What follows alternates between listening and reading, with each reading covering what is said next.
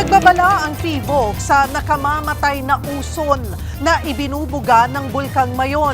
Ang isa sa mga survivor ng uson noong dekada 90, ikinwento kung gaano kabilis ang pinsala nito sa katawan ng tao. Live mula sa Legazpi, Albay, nasa frontline ng balitang yan, si Gio Robles. Gio, nagbubuga pa ba ng uson ang Mayon hanggang ngayon? Cheryl, mula sa ashfall na dumapo sa mga bahay at sasakyan hanggang sa uso na kayang kumitil sa loob ng ilang segundo, muling ipinakita ng Mayon na sa likod ng kanyang perpektong hugis nakatago ang mapanganib nitong ganda.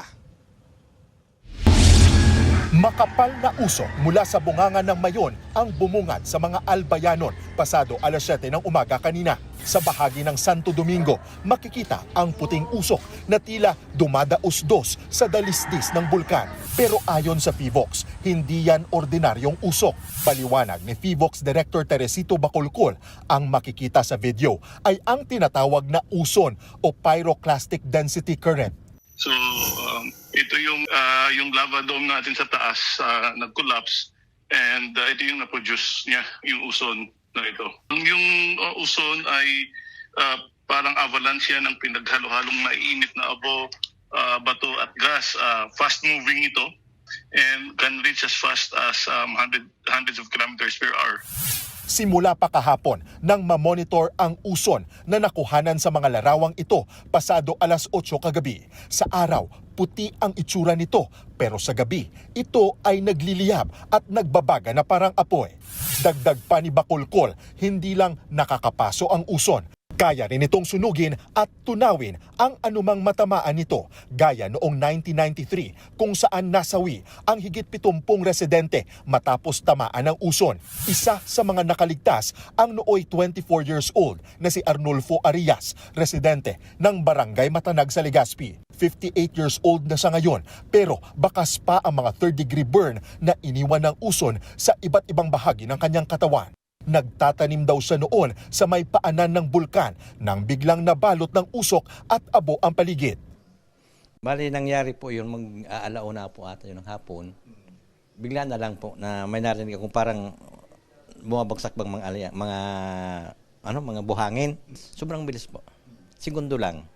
Dahil tumakbo nga ako sa galing doon sa may tinataniman ko ng gulay, hindi nga ako nakalabas doon sa sarili naming lupa. Hanggang ngayon, may trauma pa raw si Arnulfo sa uson na muntik niyang ikasawi.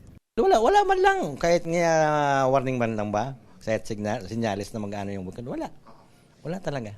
Ang may papayo ko lang sa kanila, itong nangyayari ngayon sa bukid, lalo yung sinasabing uson, huwag nilang babaliwalain iyon dahil pag iyon bumagsak, segundo lang, talagang abutan ka. Kahit anong bilis ng takbo mo, talagang wala kang magagawa.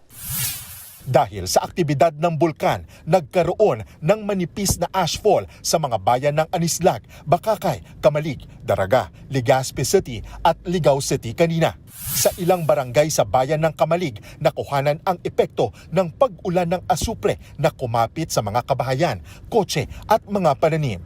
Ang asupre o sulfur dioxide mula sa bulkan ay delikado sa mga makakalanghap. Ilan sa mga sintomas nito ang hirap sa paghinga, pamumula ng mata, madalas na pag-ubo at pangangati ng lalamunan. Pinapayuhan ng mga residente na magsuot ng face mask at iwasang lumabas ng bahay sakaling may ashfall.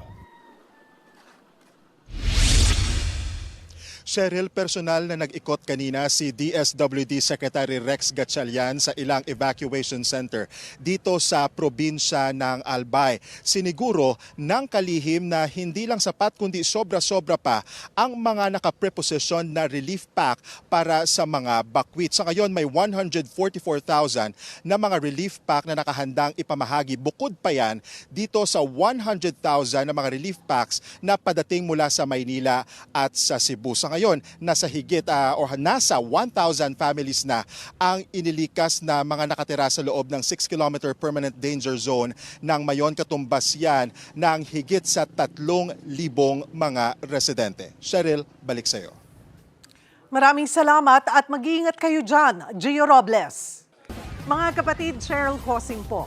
maging maalam at may pakialam sa mga napapanahong issue at headlines. Mag-follow at mag-subscribe na sa social media pages ng News 5.